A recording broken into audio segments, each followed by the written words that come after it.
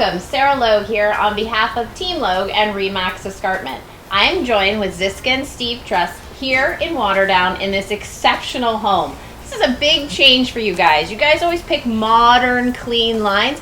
I feel like I've gone back in history to this property and I can't imagine what you're going to do with it. So give me the perspective as to what took you from your neat, clean, modern townhome lifestyle to this massive traditional home.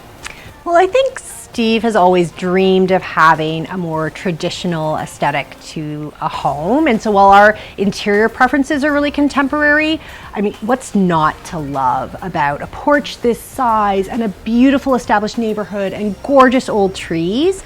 And so we saw the outside and we kind of fell in love and forgot about all the things we typically do in a house and put in an offer and couldn't believe we were lucky enough to snag it. But there was some motivation as to why you needed a bigger home as well. Steve, that really fell to you.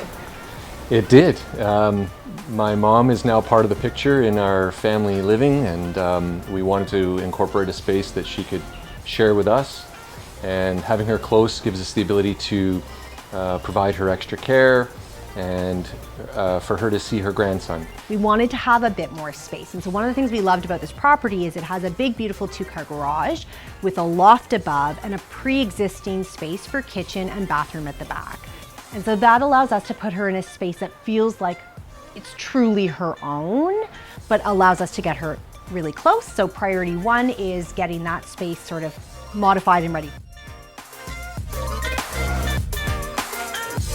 Okay, so this is the beginning of the in-law suite that really drew us to this property. Give me the rundown on what's going to happen in here, because we've got 2 levels and a garage. We've got a lot of pieces back here. There are a ton of pieces, and so in here we were really fortunate. There was already a kitchen, there's already a bathroom with a shower and washer dryer. Amazing. So all we're doing in here is adding more cupboard space because it was quite limited, and making it accessible for my mother-in-law who currently uses an assistive device for walking. We're going to be taking down the garage door, insulating the full space, and then adding in an open concept bedroom and living room so that my mother-in-law will be all on one floor. One of the best features of this garage space is the loft, which takes up the entire top portion and has given us the opportunity to expand the space for my mother-in-law and my niece, who is going to be accompanying her living in this location. We are adding a 2-piece bathroom on the far corner so that this upper portion has its own bathroom facility, and we're adding an air conditioning system to the entire structure to complement the air conditioning that's in the building.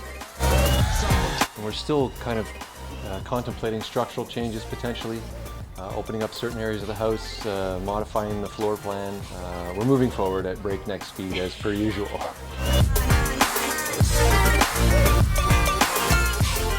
Okay, so there was already some work done to this kitchen, but not necessarily your style, and you felt that the flow was a little off with this kitchen. So give me the picture of how this is going to change. Yeah, so my concern with the kitchen is a couple of things. One, it isn't our style, but more importantly, the floor space to me isn't really well thought out. There's a ton of dead space and huge spaces, and so the plan is this peninsula is going to lift and become an island. Gotcha. And then lastly, we get a full wall of pantry on the left. Gotcha. So tons of additional storage and reappropriating a bunch of this sort of floor space that's kind of unusable to turn it into space for dishes, pantry, etc.